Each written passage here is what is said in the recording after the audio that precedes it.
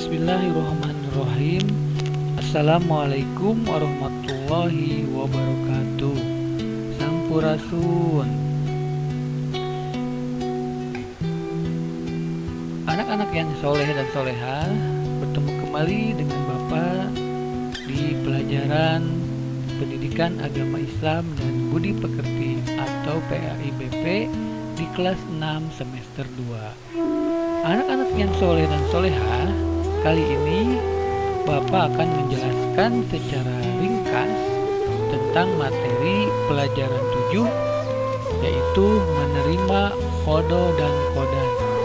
Bagi anak-anak yang mau di print atau download, silakan sudah Bapak share ya materi ini di Google Classroom. Baiklah anak-anak yang soleh dan soleha, dari pelajaran 7 ini kita nanti akan membahas 4 poin yang diantaranya yaitu makna kodo dan kodar. Kedua, jenis-jenis kodo dan kodar. Kemudian sikap terhadap kodo dan kodar. Dan terakhir adalah hikmah beriman kepada kodo dan kodar. Kita langsung saja, anak-anak yang hebat. Nah, sebelum kita mulai, mari kita biasakan dulu dengan bertadarus membaca Al-Quran minimal 10 menit sebelum kita memulai pelajaran. Tapi jangan lupa kita harus berwudu dulu. Nah, di sini ada gambar tentang fase kehidupan manusia. Gambar ini nanti ada kaitannya dengan materi kita pada pelajaran ini.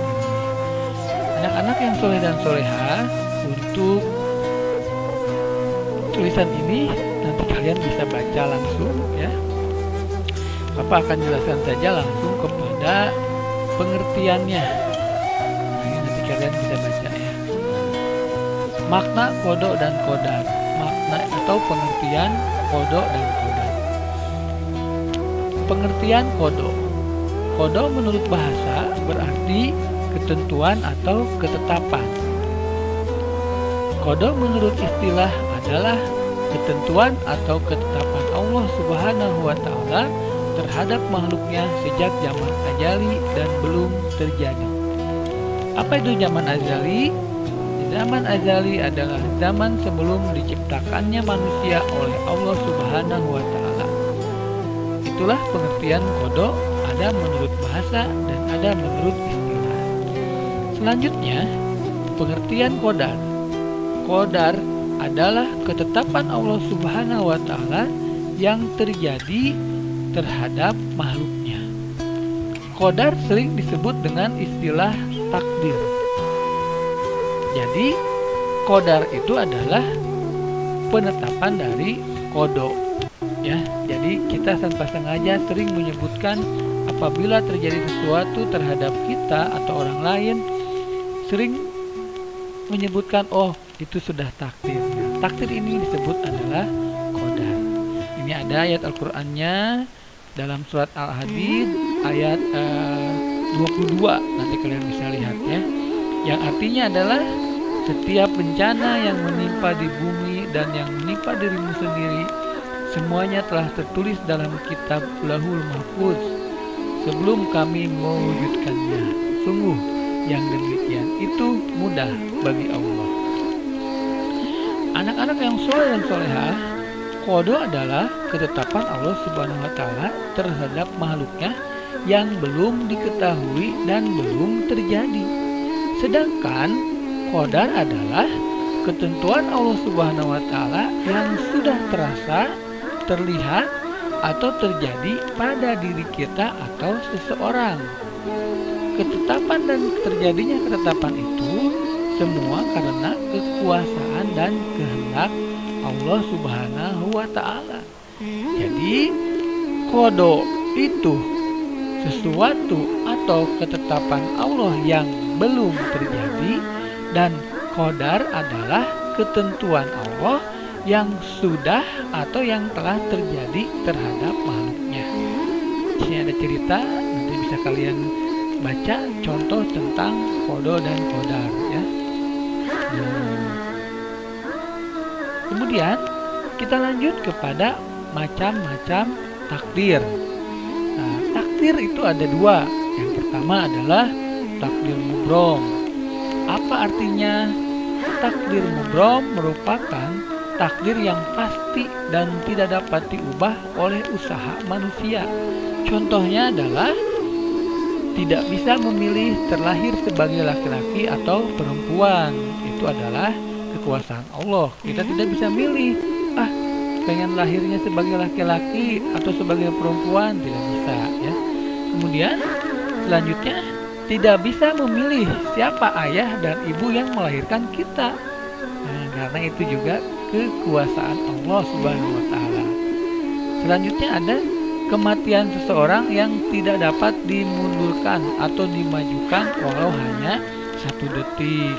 Nah, jadi setiap makhluk Allah tidak ada yang tahu kapan dia akan meninggal ya. Nah, lanjut yang berikutnya, macam-macam takdir adalah yang kedua takdir mu'allaq. Yang pertama adalah takdir mubrom, yang kedua adalah takdir mu'allaq. Apa takdir mu'allaq artinya?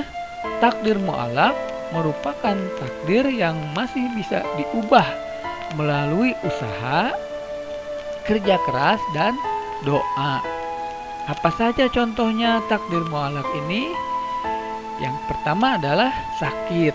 Nah, sakit ini bisa sembuh dengan cara berobat dan berdoa memohon kesembuhan kepada Allah Subhanahu wa taala. Jadi apabila kita sakit, kalau pengen sembuh harus berobat. Nah, itulah yang merubah takdirnya. Kalau kita sakit diam saja, maka tidak akan sembuh. Nah, gitu ya. Maksud dengan bisa dirubahnya. Kemudian, seseorang akan terhindar dari suatu kecelakaan dalam berkendaraan apabila mengawali perjalanan dengan membaca doa dan mematuhi peraturan lalu lintas. Ya. Jadi kalau kita ingin terhindar dari kecelakaan dalam berkendara, yang pertama awali dengan berdoa, kemudian patuhi peraturan lalu lintas, dan kita jangan ngebut-ngebutan di jalan, harus hati-hati. Itulah ya usaha yang bisa kita rubah sehingga kita terhindar dari kecelakaan. Kemudian miskin. Nah, kemiskinan bisa diperbaiki dengan kita harus gigih bekerja dan berdoa yang sungguh-sungguh ya. Kalau sudah miskin kita diam saja nggak mau kerja, ya tidak akan berubah kemiskinan itu. Walaupun nanti pada prosesnya ada yang berbeda ya. Setelah bekerja dia akan memiliki atau mendapatkan rezeki yang beda-beda pula ya, sesuai dengan pekerjaannya. Kemudian apalagi kebodohan. Nah ya, tidak ada orang yang diciptakan oleh Allah dalam keadaan bodoh. Yang bodoh itu mereka yang tidak mau belajar. Nah, bagaimana kalau kita merasa belum bisa? Maka kita harus memperbaiki diri dengan belajar yang tekun, berdoa kepada Allah Subhanahu wa taala. Kalau mau pintar ya harus belajar ya, seperti itu mungkin ya, anak-anak yang soleh dan soleha. Nah, itulah contoh-contoh dari takdir mubrom dan takdir mu'allaq ya. Kemudian bagaimana kita bersikap terhadap takdir? Yang pertama adalah kita ikhtiar. Ikhtiar itu apa artinya? Usaha tadi ya. Kita kalau mau apa-apa harus ikhtiar. Wajib ini ikhtiar dilakukan ya untuk memenuhi segala kebutuhan. Selama ikhtiar yang kita lakukan itu adalah halal ya, tidak menghalalkan segala cara ya.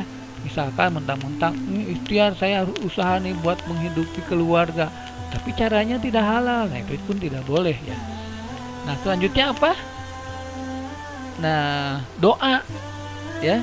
Jangan lupa berdoa, bermohon kepada Allah. Karena hanya Allah yang nanti akan memenuhi atau mengabulkan permintaan kita. Dan orang-orang yang tidak mau berdoa itu dikategorikan kepada orang-orang yang sombong. Setelah berdoa, anak-anak yang soleh dan soleha selanjutnya adalah ada tawakal. Ya, tawakal apa artinya? Bertawakal adalah menyerahkan segala atau semua urusan kepada Allah setelah melakukan usaha yang sungguh-sungguh dan berdoa. Berbuat dan berdoa terlebih dahulu, kemudian bertawakal, menyerahkan semua hasil pekerjaan itu kepada Allah Subhanahu wa taala. Ya, sini juga ada suratnya tentang tawakal dari Allah. Nah, tawakal itu berbeda dengan pasrah, ya, anak-anak yang soleh dan soleha. Kalau pasrah, sudah tahu kita tidak bisa berbuat apa-apa, misalkan kita sudah tahu bodoh, pasrah, udah bodoh, sudah mau belajar, tidak mau berdoa, itu salah, ya. Tapi kita harus berdoa dulu, berusaha dulu, baru tawakal, serahkan kepada Allah. Kita belum bisa nih pelajaran ini, kita belajar, kita berdoa, hasilnya kita serahkan kepada Allah. Nah, ya, kata atau lafaz tawakal juga kita sering mengucapkan, ada di sini la haula wala quwata illa billah, yang artinya adalah tiada daya dan upaya kecuali mendapat pertolongan Allah Subhanahu wa taala. Nah, sebelum aktivitas biasakanlah kita mengucapkan kalimat ini. Kemudian apabila kita telah berikhtiar diiringi doa, kewajiban kita kembali tadi bertawakal kepada Allah, ya. Jadi Islam itu mengajarkan manusia untuk senantiasa berusaha bersungguh-sungguh agar mendapatkan takdir yang baik. Usaha dan doa akan menenangkan hati apabila disertai dengan menyerahkan sepenuhnya kepada Allah Subhanahu wa taala. Selanjutnya adalah sikap kita terhadap qada dan qadar adalah syukur. Syukur adalah ungkapan atau rasa berterima kasih kepada Allah Subhanahu wa taala. Ya, setelah banyak takdir yang menyenangkan diterima, terlahir sebagai laki-laki atau perempuan, memiliki ayah dan ibu, bisa bersekolah, ya, dan lain sebagainya, semua kenikmatan itu harus kita syukuri agar kita tidak termasuk ke dalam orang-orang yang sombong.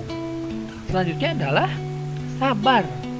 Sabar artinya tahan menghadapi cobaan. Ya, tatkala takdir yang menimpa yang tidak menyenangkan, sikap yang diajarkan Islam adalah menerima ketetapan Allah tersebut dengan rasa sabar dan ikhlas. Jadi kita harus bersyukur ketika mendapat kenikmatan dan bersabar ketika mendapatkan cobaan, halangan, rintangan, gitu ya. Itu sikap terhadap qada dan qadar. Kemudian, apa saja hikmah kita beriman kepada takdir atau beriman kepada qada dan qadar? Yang pertama adalah tetap dan terus-menerus meningkatkan semangat dalam berusaha untuk menyongsong takdir Allah Subhanahu wa taala. Yang kedua, harus bersikap rendah hati karena kebaikan yang ada pada diri manusia sesungguhnya adalah ketetapan Allah Subhanahu wa taala. Tidak boleh sombong, gitu ya. Yang ketiga, memberikan pelajaran kepada manusia bahwa alam semesta berjalan atas kehendak Allah, seperti bumi berputar pada porosnya, terbitnya matahari di ufuk timur, dan munculnya bintang pada malam hari. Semua itu adalah atas kehendak Allah. Kemudian yang keempat, mengajarkan manusia untuk menanamkan rasa syukur, sabar, dan tawakal atas kehendak dan takdir Allah Subhanahu wa taala. Nah, anak-anak yang soleh dan solehah, itulah hikmah, ya, hikmah atau manfaat kita beriman kepada takdir. Nah, hikmah ini yang harus kita aplikasikan atau kita praktekkan dalam kehidupan sehari-hari. Baiklah, anak-anak yang soleh dan solehah, demikianlah penjelasan ringkas dari Bapak tentang beriman kepada qada dan qadar. Untuk selanjutnya, kalian nanti bisa dibaca diulang-ulang, kemudian juga dihafal, ya, tentang pengertiannya, macam-macam takdir apa contohnya, ya, hikmahnya apa, untuk persiapan ulangan kita. kita pada berikutnya. Nah, sampai di sini untuk tugasnya nanti akan Bapak share di Google Classroom. Ya. Baiklah anak-anak yang soleh dan soleha, demikian yang bisa Bapak sampaikan. Mudah-mudahan ada manfaatnya. Mohon maaf apabila ada kekurangan. Wabillahi taufiq wal hidayah. Wassalamualaikum warahmatullahi wabarakatuh.